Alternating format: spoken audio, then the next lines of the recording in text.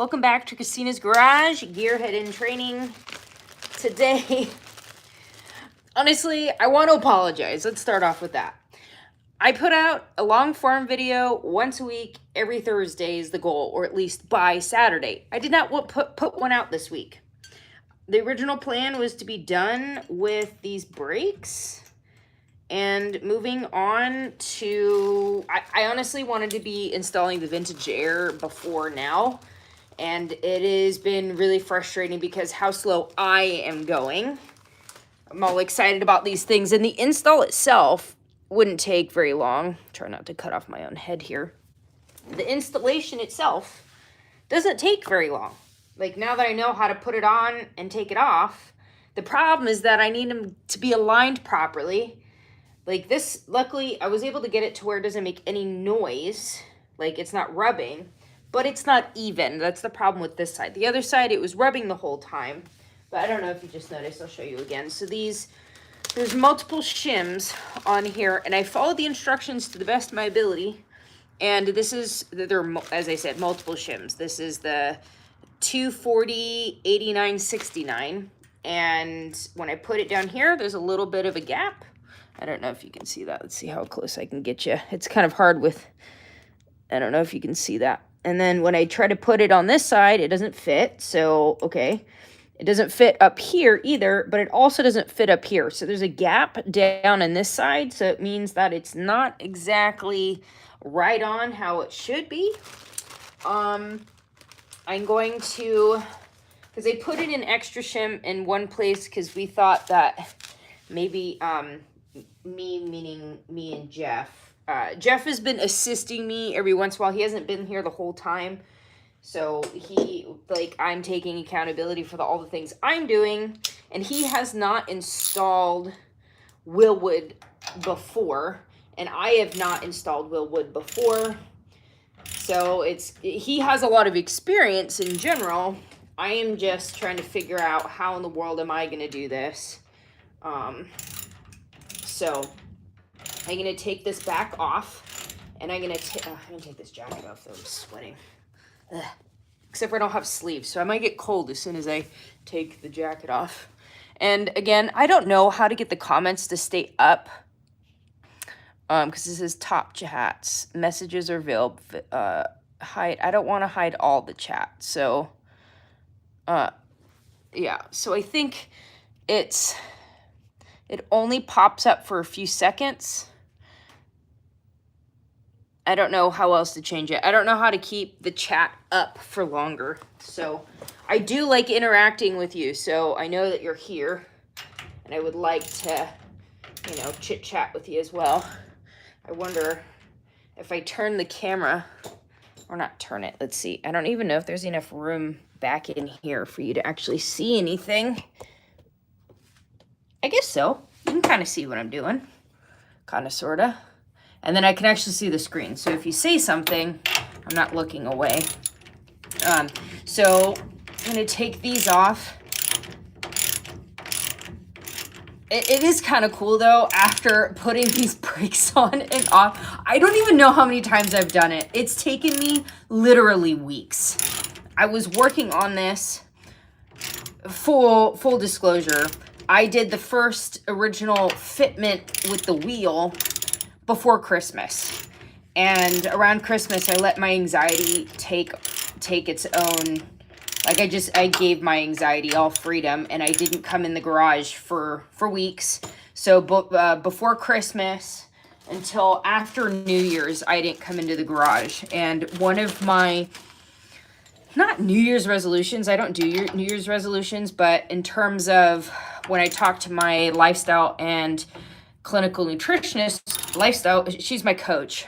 She doesn't just help with clinical nutritionist stuff, with managing my binge eating, my hormones, cortisol, like all that stuff, but she also helps with lifestyle. So we came up with like trying to figure out, everything's tied together. My anxiety, I've struggled with anxiety all my life, and depression and suicidal ideations, and it is tied to my eating issues. And I sometimes like my anxiety, like sometimes I won't want to leave the house, and sometimes it will come out in me attempting to compensate with eating too much food. And then in this case, to tie it back to the car, is I will avoid coming out here to work on the car. And because like these are like the first things that I've really done on my Camaro, and I really don't want to mess up my car. It scares me to do a bad job. It scares me to, you know, take that leap. And it is I've had the brake stuff since I brought it home. This is something that my dad had already purchased, and it has been sitting ready to go for what, it's been going on 6 years now. And I was like, okay, cool. I have all the vintage air stuff. Well, okay, so timeline. Before Christmas, I was like, okay, I'm going to start setting that accountability. I'll get in the garage. I'll start doing the stuff on the car. And then Christmas passed, the New Year's passed, and vintage air, I was like, okay, cool. You can send all this stuff for, not for the serpentine stuff, the front clip, the front runner yet, but the air conditioning. I said, yeah, I'm going to, because right now the car's up on jack stands, and I'm doing multiple things with my brain right now. I want to take both the hub, all three, I don't know. I didn't like taking it out like that. Oh, I have to take sorry, trying to talk at the same time. No, I don't need to apologize. I'm talking at the same time as well as working. So if I repeat myself or get lost, that is just part of it. I don't need to apologize for that. Yeah, you can't see what I'm doing from this angle though. I don't know, trying to figure all this thing out. I guess eventually it'd be nice to have somebody here that can help me with the camera stuff. That would be neat. Yeah, I need to take this cotter pin out because I need to pull this whole part off to get to the bolts that is behind it. So I need to straighten this out. Yeah, so Vintage Air sent me all that stuff, and I did not realize that it was going to take me so long to get the brakes done. And if you are experienced with this, it wouldn't take very long to do it. And I was like, okay, cool, I can just put them on. I thought it would just be an easy install. The thing is that I don't know how to properly align them yet, and to know how many shims do you need. And I think that once I know how many shims are needed to get it to where it needs to be, it would be much easier to do any work on them moving forward. Okay, so I was trying to figure out how, because Jeff did something, he like went up, like I think he did it like that. He was able to, I don't know what he did. He was able to get it out much easier than what I'm doing. I think he grabbed it like this and then went like that. I don't know how. Okay, I think I got it. Getting the cotter pin out, because that's how I smashed my finger last time, is that I was trying to get the cotter pin out, like just holding it like this, and I banged, not here, but underneath, and I banged it up against the shuck. But, yeah, so right now, I am definitely irritated with myself and stressed because I have not gotten these done. And I really want to get these done so I can start with the install. And especially since Vintage Air is my first actual part sponsor. Like, I'm not sponsored by Wilwood. Like, I'm getting all this on the car so I can get it off the jack stands, because right now it's on jack stands. And I want to get this done, because also knowing me, if it's not fresh in my mind, I'm going to have to relearn it again. So I need to get the brake stuff done first before I move on to the next part, because otherwise I'm going to confuse myself. Man, this is a lot more difficult to get out, because I've seen some people use like this and they hold it against something else and then they're able to just get it out without it being like a whole thing. But yeah, I'm a little bit more cautious with the cotter pin than I was last time because I don't want to slam myself like I did last time. Did not like that very much.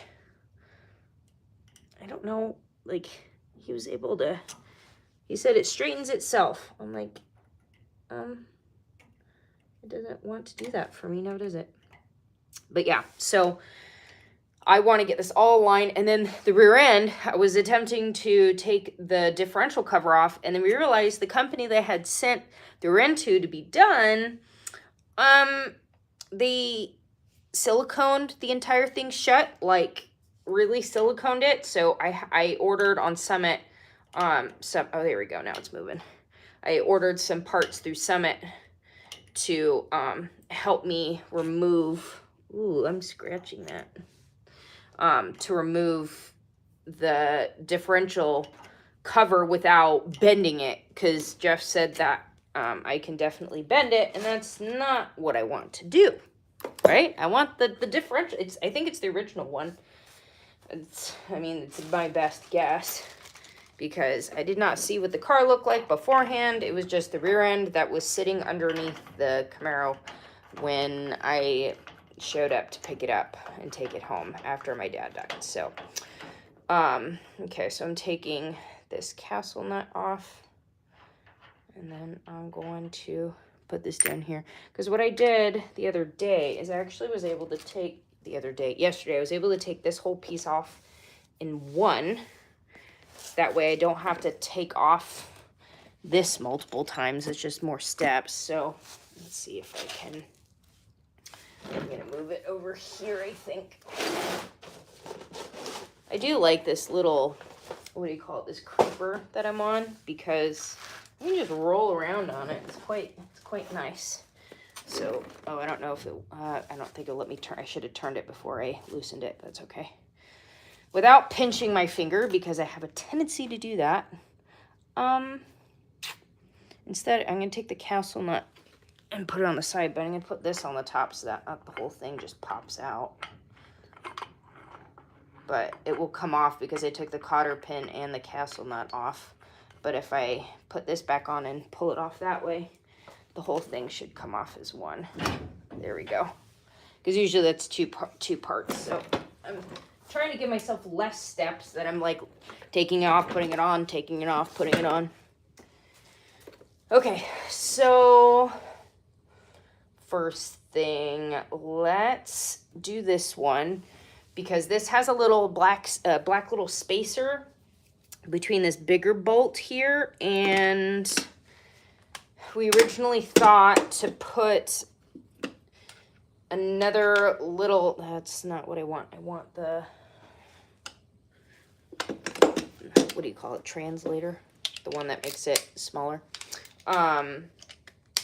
I put another little washer in there. I want it to go left. So, left. So I want to go down. Right? Yeah. So I'm going to loosen this just enough. Yeah.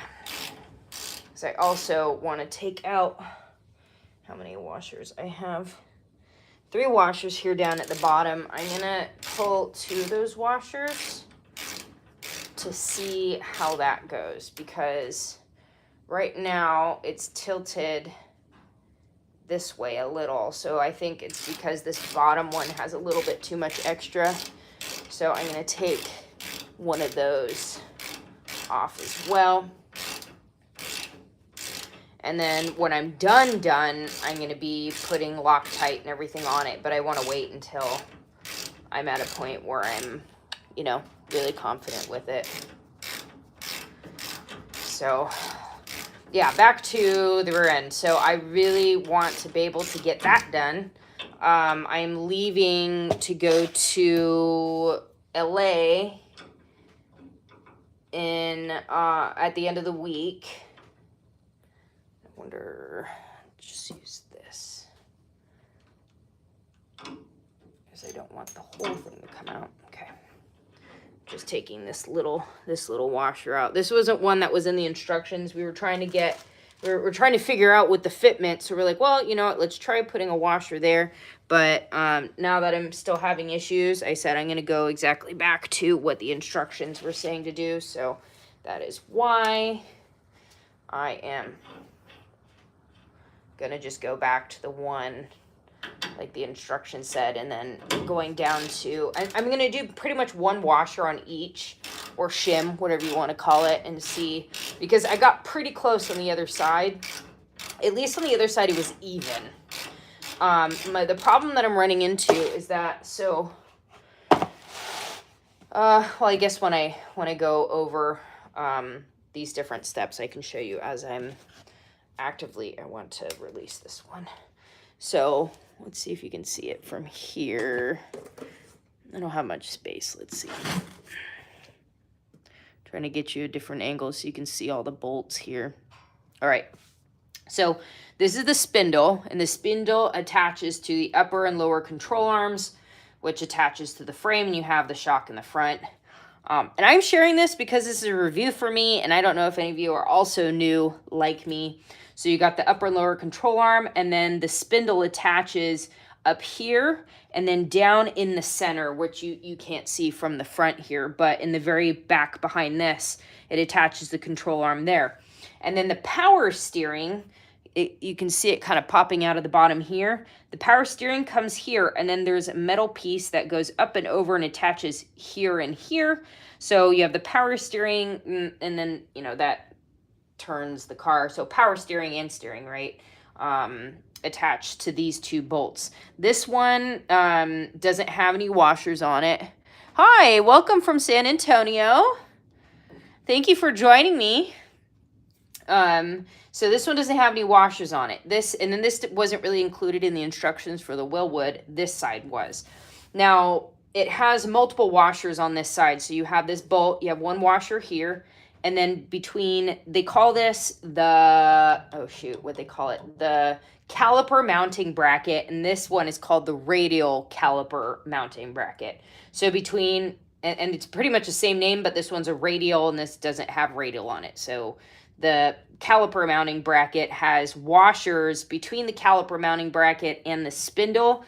So it helps with the positioning because the rotor sits on this part, and this is stationary here, and these are positioned to make the caliper go either further forward or further back, and depending on how you got it situated, it can be off. And I think I don't think that is what's going on here, is that it is not straight on how it should be, and I got to figure out what combination of washers and shims would be good for my particular setup. And as I said, this one has a spacer up here, and there were two options. I think if there was a different type of spindle that you wouldn't be putting this washer up at the top there, or not that, yeah, it would be using a different size bolt. They had a smaller bolt with no little spacer, but because of my particular setup, I use that. So lefty loosey, lefty. Did I not tighten this? No. Oh, this is just the wrong size. That's why. I'm like, why does it feel like it's loose? Yeah, because it's not making any contact. That would be why. So is this the right one? Okay. Oh, you know what? I'm going to turn the brightness down on this because the light will go. Yeah, you can still see.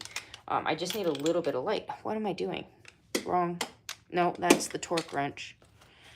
This is the one I want. Talking and doing at the same time can sometimes be a little bit complex. Yeah, so behind here, I don't know. Let's see. Can I get you back there? I'm moving you around, bonking you on things. This is, this is live. This is what you get. You get the raw footage. And I can't 0.5 out of here to get you a more... Do you see? This is the bolt I'm going for. Oh, and then, so that's where this is where the spindle attaches to the lower control arm, and this is where the spindle attaches the upper control arm. And then this is the piece that goes to the power steering, and that goes up and over, and this is the bolt. You see this washer here, and then I don't know if you can see it. There are washers right in between the two parts there. So I'm going to be releasing that. Oh shoot, I need to turn, okay, make sure it's off because, right, so I'm going to be lifting it because I want it to go left. There we go. Every time I have to do the righty-tighty, lefty-loosey, every single time. So, and I needed to make sure the top, the Allen key bolt was loose enough because I was trying to take this one out with that fully locked in. It wasn't going to move, so I had to loosen that for that reason. Okay, so you see this washer here. There is going to be a lock nut on the back of this. I decided to just use the regular one for now. For these ones, I've just been using the lock nut because I don't have an alternative that would fit. If I need to, I might end up buying more new lock nuts when I'm done to make sure that like I haven't eaten through it. Jeff said that it should be okay. And I'm not using my car for any crazy racing. So, I mean, maybe a little bit of autocross later on. I don't know. Like just a dibble dabble. Okay, so these two off the very end, I'm going to just put that off to the side for now. And then in between, I don't know how much you can see my finger down here. You can see it, right? Can you see my finger or is it covered by anything? Because I don't know when you watch live if like some of the like other parts of the screen, just let me know in the comments if you can see it. So this bolt in between, right under here, there are 3 washers that I'm going to take out. In the instructions, it says to start with 3 washers and then go from there. You don't have to have 3 washers, but in the instructions that say where you should start. And I want to take out 2 of those washers because that's where I'm at. Oh, I got grease on me. That's where I'm at on the other side. Unfortunately, no view of your hands. Okay. How about that? Let me know if you can see. Can you see my hands now? Thank you for letting me know, because I can only see what I can see, and from my visual, you can see my hands. So now you can see a little bit better. There's washers right in here, where in between the bolt, between the caliper mounting bracket, and so I'm just gonna loosen that up, and I'm gonna take 2 of the 3 washers out. See how it lifts up? There's 3 washers in there, so I'm gonna take and this is the, I don't remember, okay, so I guess I should have told you what I'm installing specifically. So this is the Wilwood, oh shoot, I don't have the front of this packet on here. It's in the other room, or I think it's on the other side. But this is the Wilwood kit that specifically goes to my 69 Camaro. The caliper has the 6 pistons in it. So I am just showing my experience. So if you are watching this video to try to see about your own installation, I would recommend reading your instructions, and that if this video potentially just helps you with reference of what I'm struggling with, that's cool. But I am not a professional by any means. I am learning. So I am sharing my learning experience. If I'm doing something wrong, that is 100% on me, and because I'm not understanding the assignment or not following the instructions properly. So I am doing this not only for encouragement, but possibly you might be struggling with similar things to me. And who knows, maybe if I'm doing something that ends up helping you in some way, then great. And also to hang out, because I like hanging out with my peeps. And yeah, so I guess I should make that disclosure, whatever. Okay, so I took out 2 of those shims. I'll show you those. And in the instructions, it's specifically, so this shim here is different than the shim that goes over in this other area here. They're all listed. Wilwood's really good about it. It has all of the part numbers, and the shims have specific part numbers on it. And they're all listed specifically in the instructions where you need them. So right now, I am doing this one right here, which is the lower shim. And in just a moment, I'm going to move on to these shims here. And they have different part numbers. And Wilwood's really good about describing that. Hopefully you were able to see my hands on that part. I'm going to move to this part here. So you don't have, these don't have anything on the back of them. I'm going to move back to the radial caliper bracket. You can see a little bit better, I think, from this angle. And my bare feet. I don't, like, who needs shoes, man? Like, unless I got steel-toed boots, that, like, regular shoes aren't going to protect you from something super heavy falling on you, you know, like, but I'm also not, like, carrying a bunch of things around right now. Okay, so now that I got that done, I'm going to tighten this back down. Let's do on and tighten that. Hopefully that was a helpful explanation of some kind.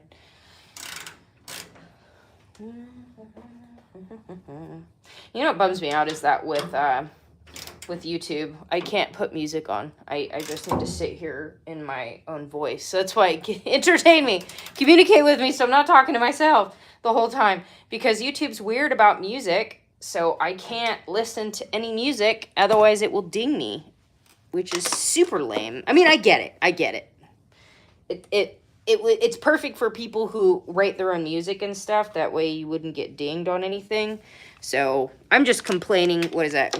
Small first world problems. Like, it really is cool that they do protect artists, you know. So I'm not sitting here getting paid for someone else's music, although I would just be listening to it. But, you know, that's that. All right, I'm going to torque these back down. I don't remember if I torque. I'm pretty sure I torqued this one, but I'm going to torque it again anyway. It tells you in the instructions what everything needs to be torqued to. All right, so this one is 120, and this one is 65. So I'm going to just tighten this top one. Where did I put the thingamajigger? Too many things. Why do I need all of the... I don't need both of those. Why? What? Now I'm confusing myself. Why did I have 3 of those on there? Because this translated it to the bigger one. But this should... Yeah, this thing, I don't know. I was like, why? I'm going big and then small. It works directly on the torque wrench, but I don't need it on the torque wrench for this. I need it on the regular one right now because I'm not going to use the torque wrench until I'm right at the Hot Mess Express, you guys. Hopefully this is entertaining for you. Now I need the one that goes from big to small.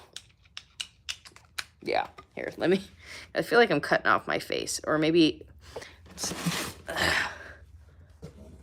you can actually see what I'm doing. Okay, now I think I'm getting somewhere. Kinda. Ow. This is what you get because I didn't post a long form video this last week. So you are welcome for your entertainment for the week. I really want to make a reel. A gentleman had posted or commented on my Instagram post the other day about me not knowing what I'm doing and that I'm embarrassing myself. It's like, yeah, duh, because I don't know what I'm doing and I'm learning.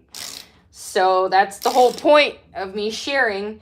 And, you know, I really wanted to post my response to that. Not to embarrass the guy, but to remind people, like, those people that end up saying something, like, I can't remember exactly what it was. He said something like, she's embarrassing herself. This is why men should do it, or women shouldn't do something, or blah, blah, blah.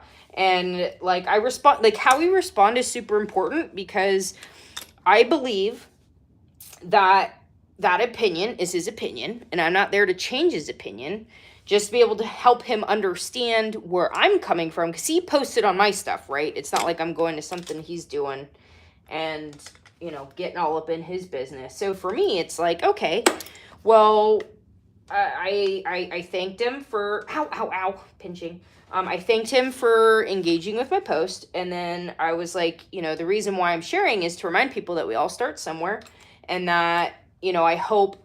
I said so. I don't remember exact words, but along the lines of, I hope that when you are learning something new and you make mistakes, that you will have people as supportive and encouraging to help you continue pushing forward like I have. Because I have been very, very grateful for the amount of people who have been very supportive along this way that are in the field, that are professionals. And I was afraid that people would make fun of me or look at me stupid, which, you know, like, if that's what you want to do, people do that. You know, people look at others and think they're dumb, and it's like, okay, that's, you have the right to have your own opinion. And those people, you know, I can take a hint, I'm pretty sure. Like, I can tell if you're not like blatantly pretending to like me and all smiles. I feel like I can take a hint pretty well. So it's like, hey, if you don't want to interact with me or help me, that's fine. If you want to help me, that's great. If you want to teach me and help me in the terms of help educate me, not do it for me. That's something that, like, yeah, I can invite a bunch of people over here and help me build my car, but the problem is that I want to be hands-on with as much as possible. So that is partially why this process is taking me so long, is because of that. And, you know, am I upset about it? A little bit, because I'm moving slow and it's frustrating for me. But in terms of longevity, especially as a girl, when I roll up in this cool ass Camaro when it's done, and people will make judgments or whatever, or just be really excited about it, I want to be able to talk about my car. More so in the instances where people are excited about it, like, because haters are going to hate no matter what. Like, haters aren't happy with themselves.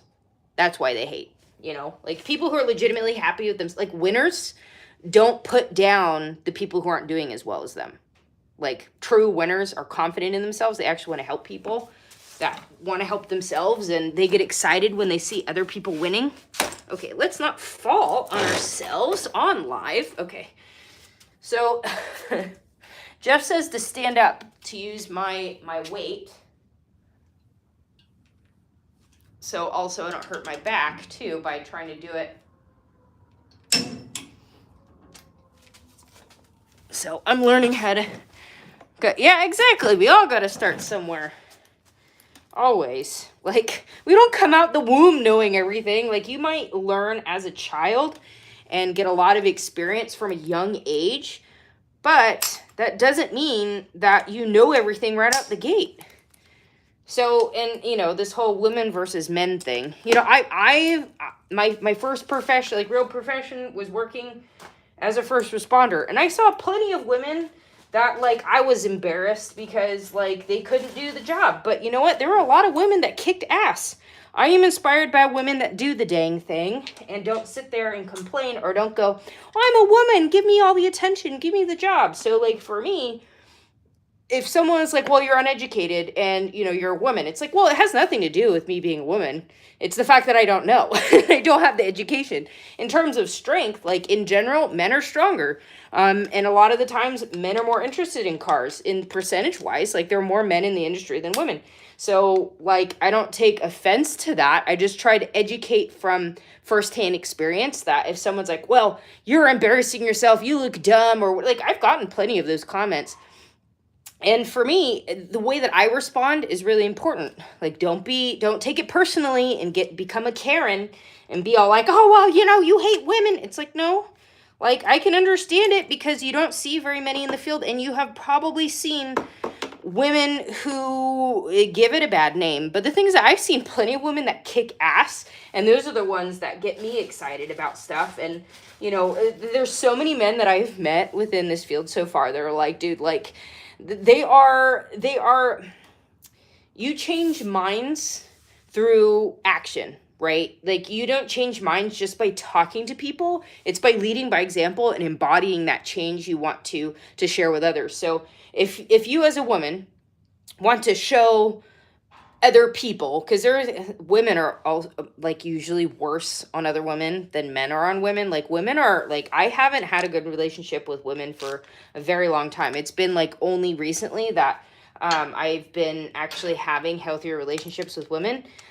So, like, we can be really mean to each other, but I digress. The only way that I believe we can truly make change in that way is by embodying it. So if you're upset, like, a man or a woman, whoever you are, if you're upset that someone doesn't believe in you or whatever, it's like, You just got to do the dang thing. Like, my husband has a hard time understanding what I'm doing or why I'm doing it. And, like, he tries really hard to be supportive, but in reality, like, he's really not.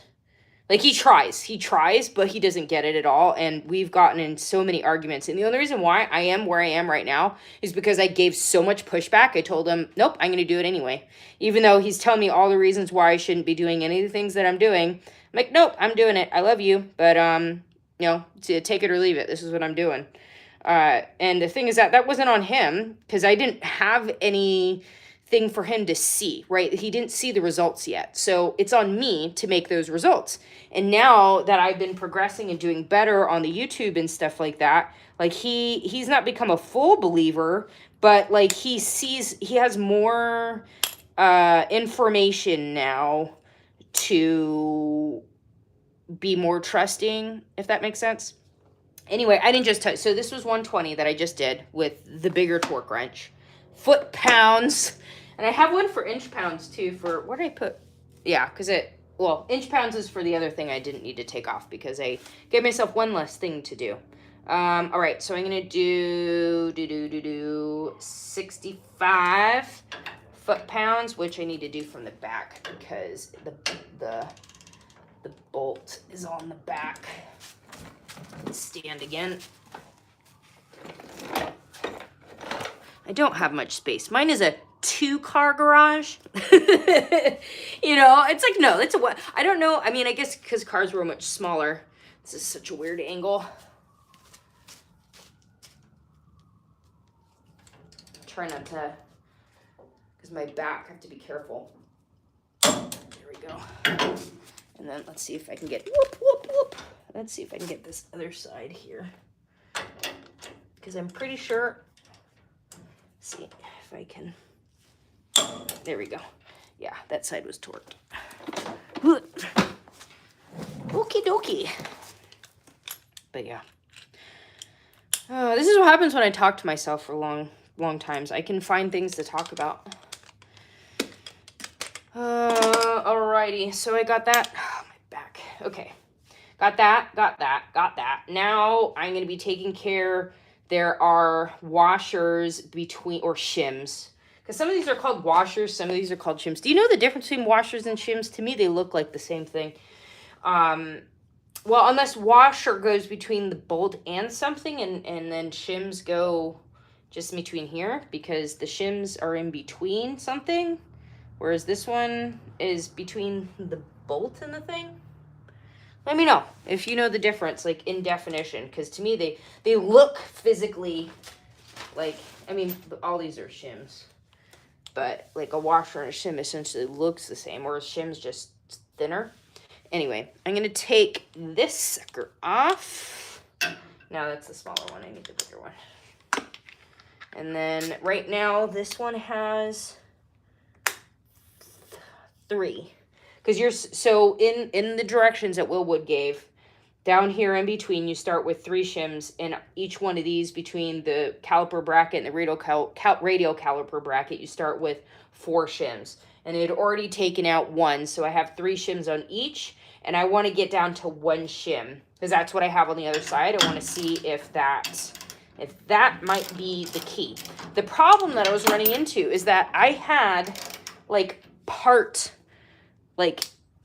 I'll show you when I get them on, or at least I'm going to try to explain it. I don't know exactly. You might be able to explain it better than me, but like, you need space. Why am I going blank on the name again? The rotor, that's what it's called. With the rotor goes in between the 2 brake pads, and you want the spacing between the rotor and the brake pads on each side to be even. My problem on the other side, we'll see if I run into it over here, is that it was not a full shims, what do you call it? Not width, thickness. Okay, so the shims came out between these 2 things here, and I'm leaving 1 shim. So maybe if I okay, so these shims, these ones are specifically, because you might be able to give me an answer to this if you have more experience. So these are number 10 on the list, and number 10 is 0.029 inches thick. And you have, let's just say, because it's hard to hold it up, but the rotor is in the center. And the idea, yeah, my pinky does not straighten out, so that I'm not trying to do that as well. I'm just showing you my wonk. Anyway, so a shim that goes in between, this is the rotor, and then you have the brake pads on each side. The problem that I ran into on the other side is that I can't fit any shim on one side, and I can only fit one of these shims on the other side. Thing is that if I shift this over by one shim, it's gonna shift it completely over by one shim. I only need like half of this to get it in the center. So if you had enough room on one side of the rotor for two shims, then if you move or remove one shim, then you'd theoretically, or that you would have essentially one space of a shim on each side. Does that make sense? So I need to figure out, because I looked on Summit's website to see if they sold, because that's where I got a bunch of the miscellaneous, because my dad had already opened up the box for all this stuff. So I wanted to make sure I wasn't missing anything. So I have a crap ton of shims, but Willwood doesn't sell the shims on their own. And then when I went to Summit to see if they had more shims, they only had the shims that I currently have. They don't have additional shims. So I need like a 0.015 thickness shim for the other side to get it like in the center, but with the radius and then the open center. I have like some random shims in here that I don't know where they came from, because my dad had just like, luckily he had somewhat organized it. I think these, yeah. So these shims, I think would be the perfect thickness. I don't know what the thickness is. I need to go get one of those tools. Jeff recommended a tool that I could use to measure it. But this, I think, would be the perfect, I don't know what the width is, but it's thinner. Oh, because the camera's over here. So this one, you're essentially gauging and matching the center line of the caliper body to the fixed rotor placement. Yes, exactly. That's the perfect way to put it. Yeah, that's what I'm trying to do. The problem is that this is the washer that goes here on the top and the bottom of here. This one's going to help me evenly shift the caliper, but it's too thick for the difference. Does that make sense? So it's like, right now it's not touching, but it's close enough that, like, I don't know. Because right now one of the brake pads kind of moves a little. Okay, so you might be able to answer this for me too. So right now it's all fresh. I've never used the brake pads before.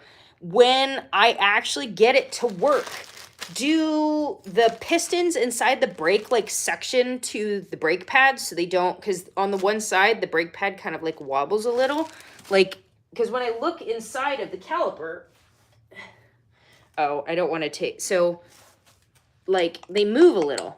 See how it moves a little? So the calipers on the inside have like an open section looking hole. Oh shit. I didn't want to move that, because now I got to try to find a way to slide it back.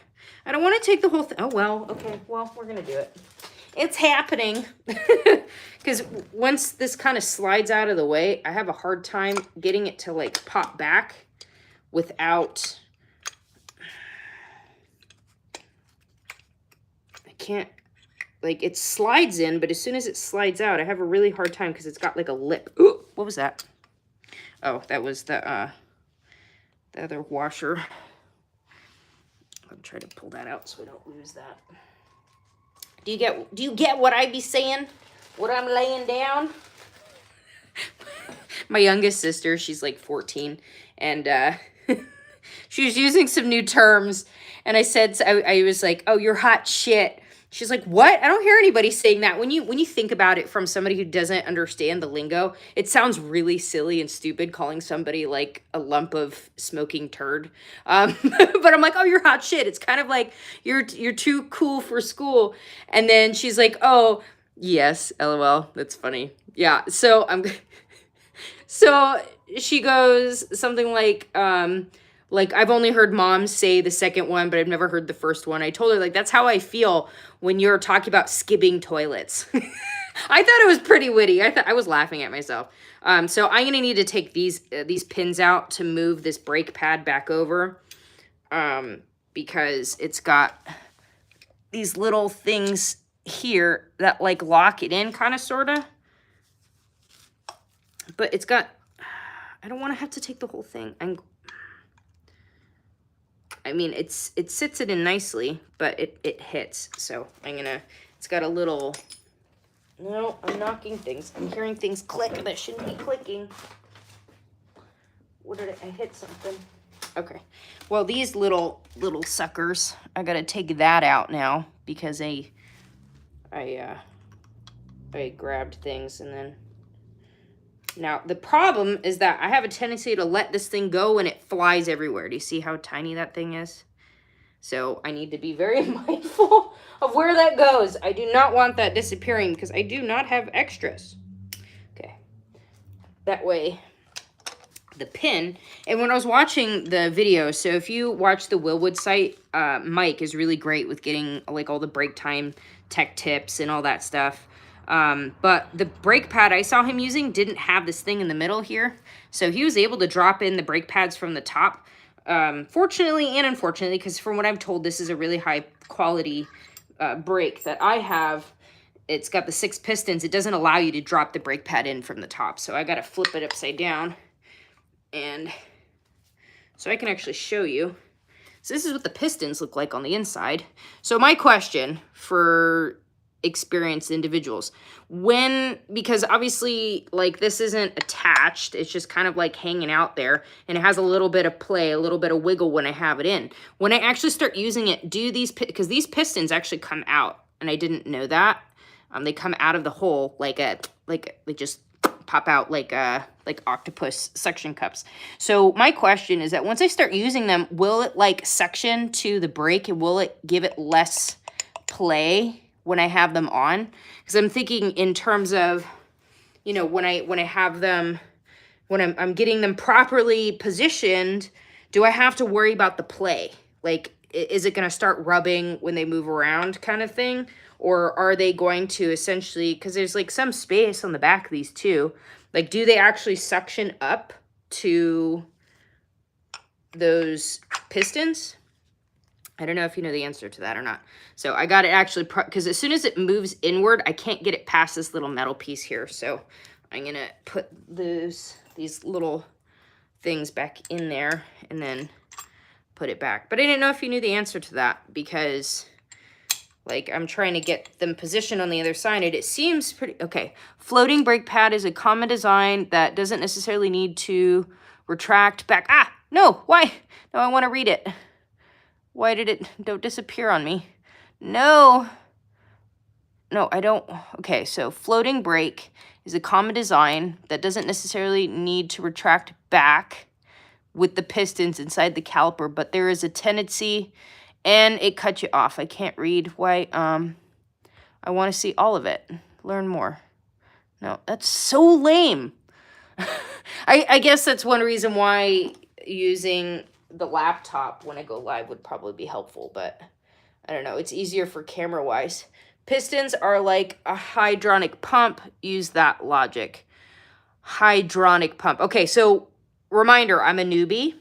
So I'm thinking from, oh shoot, where'd it go? Okay, I almost lost it. I'm going to pick up one at a time.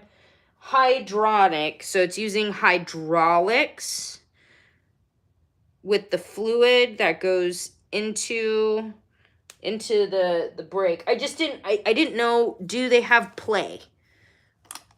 Yes. Okay. I just didn't know, do I have to be worried that the brake pads wobble a little bit? Is it because I don't want them to start rubbing when they shouldn't, you know what I mean? Like, I want to get it fitting really good on my car, and I don't want it to rub in all the wrong places. I appreciate you helping me out here. This is one reason why I love doing this via like YouTube and social media, is that I don't think people realize that there's no play after. Okay, perfect. Okay, thank you. That's what I was wondering. Because on the other side, it has a little bit of a wiggle. If I have time tonight, and if you're still here and want to look, I can show you what I mean on the other side once I finish this side.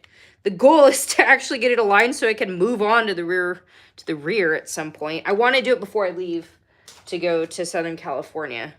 Okay, so I'm going to put this back now. Hopefully I don't knock that out of place. What was I doing? Okay, so I only have one shim left in each of those. I appreciate you so much. Like, seriously. I really, oh gosh. I got distracted. I think I'm self-diagnosed ADHD. There's so many reasons that I'm like, I think I might have that, but also, like, is that us just having to give people diagnoses for things that, like, we're not really meant to be so hyper-focused all the time on everything? I mean, that's a big rabbit hole we can go down. But, yeah, so I really want to get to the rear. So that means I need to get this dang thing aligned properly so I can actually do that. So my husband and I are going to LA we're going down Friday and then to Saturday. I don't know if you guys have heard of Freedom Race Lifts. They make a lift. They do have an option for like a 2-post lift, that all of their stuff is portable. They started off doing like off-road, 4-wheeler, Ultra 4 type, their lifts were originally for that, so they were meant to be mobile. So you can see, this is actually the back of my garage. So mine's a pull-through garage, and the ceiling isn't really that high. I mean, it's higher than standard. If I didn't have a pull-through, I could probably do, a more standard lift and just move some of this other stuff out of the way. But the problem is that because it's a pull-through, I have the trailer in the back, that I can't have a standard lift because I wouldn't be able to get it in and out with a standard lift. So the cool thing about the Freedom Race lifts is that it is all mechanical. It has no hydraulics in it. It has a lot of safety mechanisms as well that I can use. It has like a Bluetooth where you can mechanically with a like a power drill battery move it up and down, or I could use just a physical power drill. So I could just sit there with a drill and make it go up and down that way, or use it, you just connect a battery to it and then use a little handheld thing. I'm trying to find, no, I'm misplacing here. Nope, that's the wrong one. That's the one for the other one. But I'm gonna, Freedom Race Lifts, the owner Josh is letting me utilize one of his lifts to see what it works like, because they have used it, and I think it was his dad, I think he said, that was using it on his dad was using it on his Camaro. I'm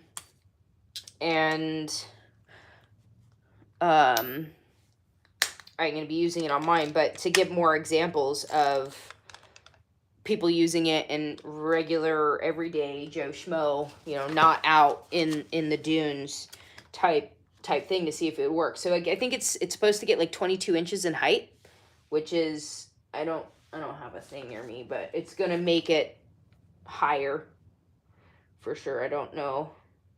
So I wonder if this is just that's not just a foot though. I feel like it should, I don't know. Anyway.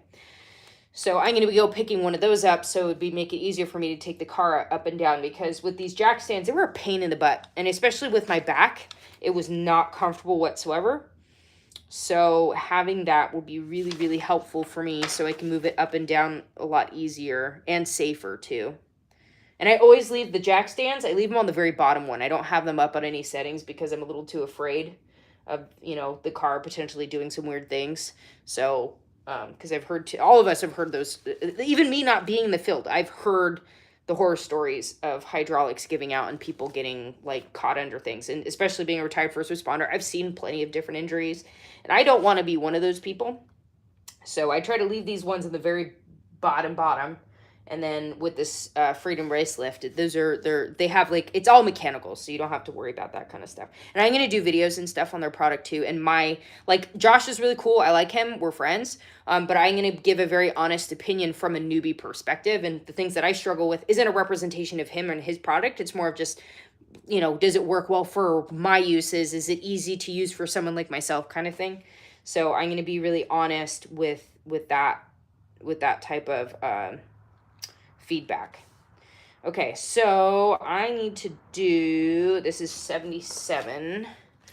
And I noticed that if I don't torque them down, it does affect it. It's that close that if I don't torque everything to what it's going to be in the final, it will shift. So that's why I need to torque everything to begin with. Okay, let's stand up so I don't hurt myself.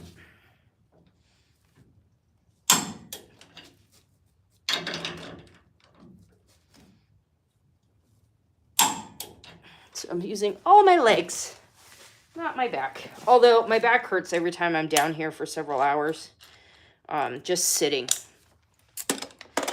which is not, it's literally a pain. But you know what? My why is important to me. All right, so, and then these have washers. Oh, where'd the other washer go? They were supposed to be, is it stuck on the caliper?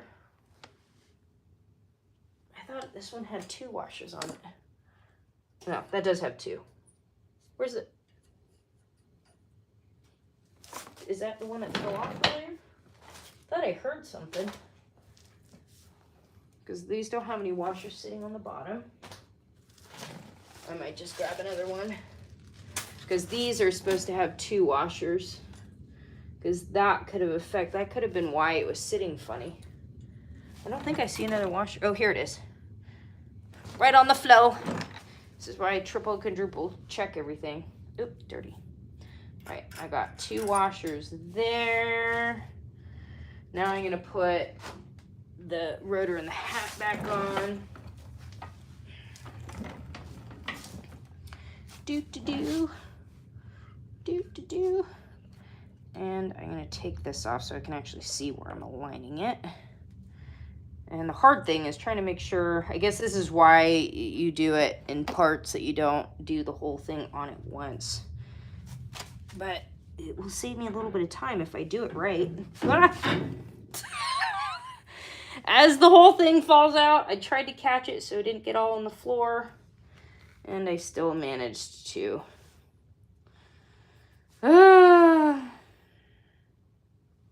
Let's clean this sucker up because I just got a bunch of dog fur all in the... This is not what you want. Definitely not. Like, oh, I'm going to keep it clean, make it safer for myself or less steps. And this is what happens. It's harder to hold it to keep the bearing from falling out. But now I got to pick all the dang dog hair out of it. Because I was trying to save myself some time. Isn't that like everybody's last word, right? Oh, I'm going to do this to save some time. And then they do stupid something. You have to know what that feels like. I don't know of anybody who doesn't know. And then you know when you're doing it because you've done it before and then it happens anyway. Okay.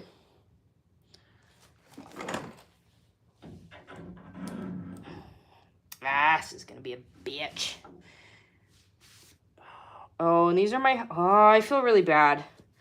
If these were my sweatpants, I wouldn't worry. These are my husband's sweatpants. Oh, my husband doesn't watch YouTube, but he will see it when he gets home from the gym. He's going to be upset with me. Okay. What I'm probably going to do is I'm going to put this on just for now. It's not on properly. What did I do? There we go. And then I'll probably put more grease on it later. Oh my God. This is what I did to my husband's sweatpants. Both sides. I'm horrible. He's not a gearhead at all, so he's not going to understand. His mom got him these pants. Well, his mom gets him like all of his clothes. He needs to learn how to buy his own clothes. Oh my God. I feel really bad though. Gosh darn it. Anybody else run into that? I don't know. You husbands with your wives, right? If your wife gets you something clean, something nice, and you get it dirty right away in the shop, like, does she get upset, or does she just understand that's what's going to happen? At least it's matching. Yeah. It's. Oh my! I feel so bad. Oh my gosh. No, he's not home yet. Oh my gosh. I feel so bad. It totally is matching though, because I caught it in between my legs. I'm gonna grab another, what do you call it? Another rag. I wonder if I can, oh jeez. I don't know. Do you think if I tried if I clean it with acetone, would that, or, well, I have, soap that takes grease off. I have my knuckle scrubber stuff. Maybe I use that on his pants. That's so bad. Oh my God. Well.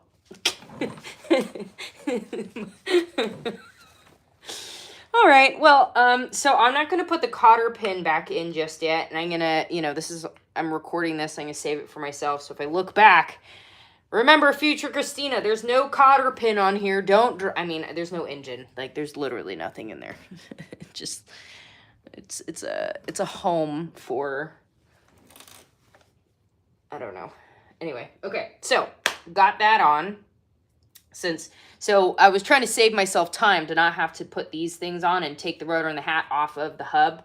Because this is the hat, this is the rotor, which these are connected. And then this is the hub.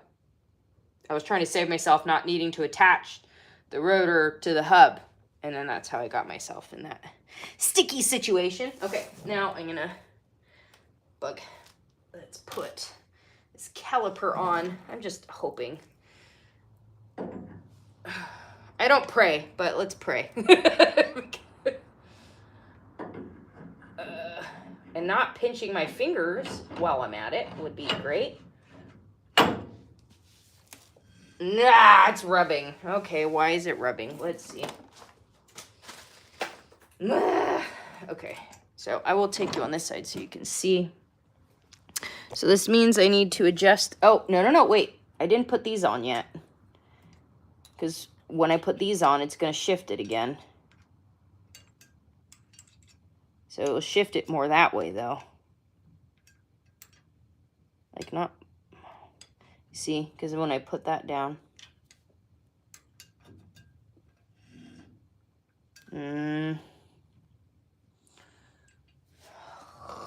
Should I put... What do you think?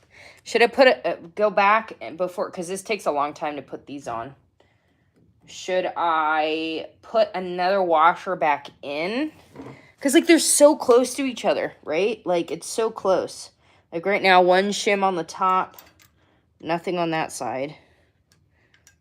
Nothing on that side or that side. But if it sits a little bit, like, when it actually is tightened, I think it might go one over. You see what I mean? Because it, like, when it locks in, it pulls it up this way a little. Let's see. Do 2 shims fit on that side?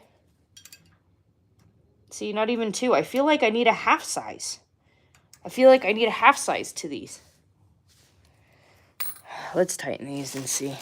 Because it was moving freely before, but the problem was that it was lopsided. It wasn't positioned straight on. Does anybody know? Do any of you have Wilwood experience? Like, I could probably call them. I'm being lazy. I could probably call up Wilwood or send them an email or something to see. Okay, I need a half size. How do I get the half size? But if any of you have Wilwood experience, let me shift this way. So, it's so frustrating. Do you see why I've been taking it off and putting them back on so many dang times? It's a whole thing. You hear it? Scratchy, scratchy.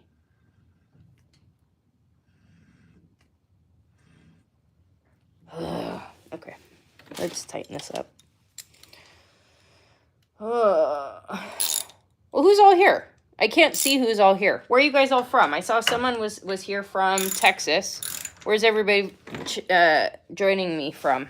Let's see. Let's shift it this way so I can actually see you as I'm doing this. Wow! I'm kicking everything.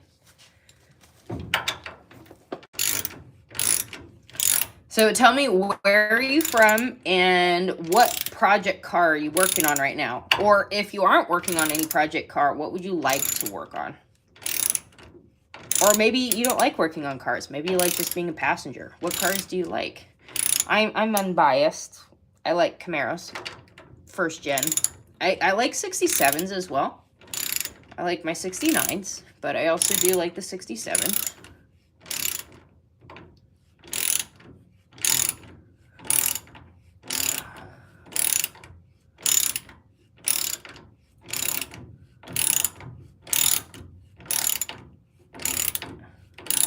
They're going on a little bit easier because I've taken these off, because these are the what do you call them? What do you call them? Why am I going blank? The lock nuts. So I've used them a couple times. They still get tight when they get down to the base, but they're not as difficult to get on. Which, it's easier with me doing this process, but also I'm like, are they going to be as secure? I will put the Loctite, I believe. Yeah, I put Loctite on them and then torque them down when I'm done. But I don't know when I get to that point because, I mean, I think it's even at least now. Like, it's not lopsided. That was the problem that I had before that Jeff said, because it was lopsided. It didn't make any noise, though, when I was shifting the rotor before. So, like, part of me feels like I took a step backwards, but I don't know. We'll see what happens once I tighten this down, whether it's actually going to sit properly or not.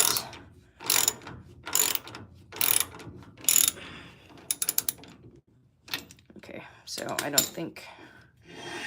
See? It's so frustrating. I want to pull my hair out. Okay, let's see. Where's that shim? So, I don't know if you can see. No shim can fit up there. Or there. There's like no room on any of them. So I can't fit this shim anywhere. So, like, what does that mean? Okay, so I can fit it. I maneuvered a little bit. I can fit kind of, sort of. Kind of, sort of. All right, I need to tap in. You guys have experience, right? Some of you have to be experienced gearheads. Like, what do you think? Should I just call up... Should I call up Wilwood tomorrow? This is just so frustrating. There's not enough space for me to know, like... Jeff said to get one of those things that go in there that actually measure. So it has like a tiny, like, kinda, like one shim.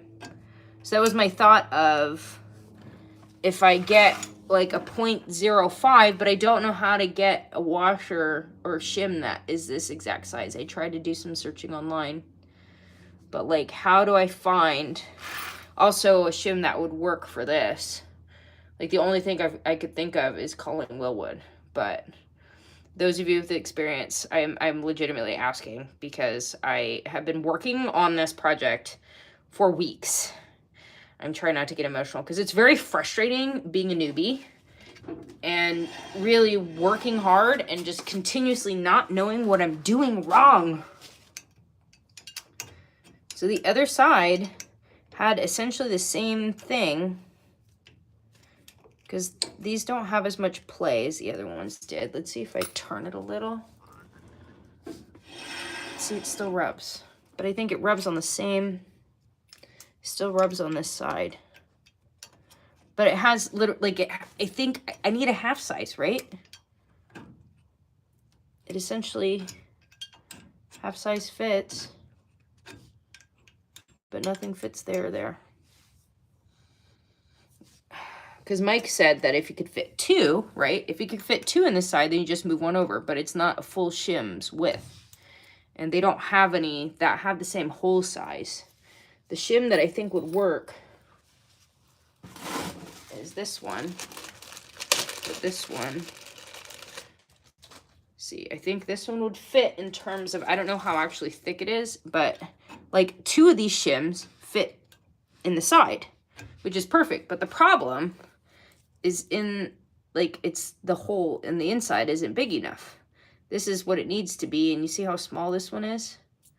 Like, it's too small. I don't know what to do. It's the only thing I can think of is that I need to get it in between so it's not actually rubbing anymore. But I don't know how to do that.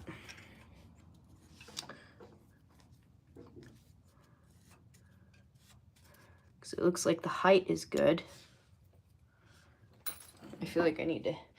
I don't think Bobby is here. Bobby was here last time I went live. Because I think if Bobby was here, he would have made a suggestion already. So I'm not sitting here all pathetic by myself, talking to myself. Okay. Well, I think that's where I'm going to end today, because I'm going to start getting frustrated. And this is why I break it up. I'm doing a little bit every day. Like, literally every day I'm in here for at least 10 minutes, which today I've been on for over an hour. So, hopefully you liked hanging out. I do go live more often for members only. If you want to support what I'm doing and get more exclusive content, because I have a bunch of like additional behind the scenes videos from the Great Race and some other things that I posted on for my members only, and it's less than a Starbucks once a month to help support me and hang out a little bit more.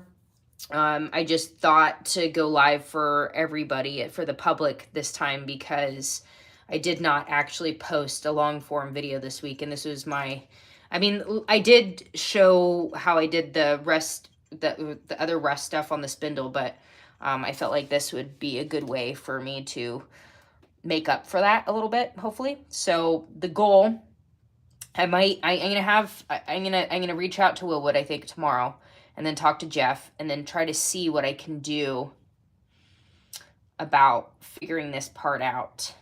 And then I'm going to do that stuff with the wires on the back of the rotor to the hat to try to extra secure that down.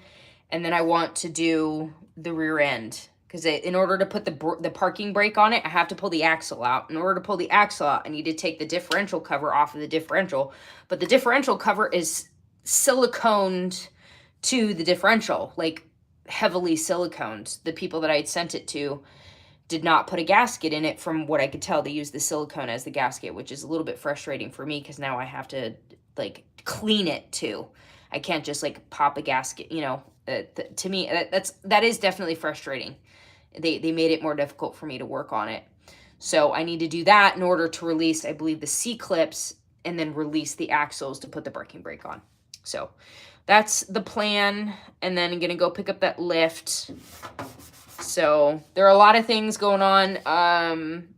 And I really hope that you continue joining in for the ride. I appreciate your support, and I'll see you next time. Bye.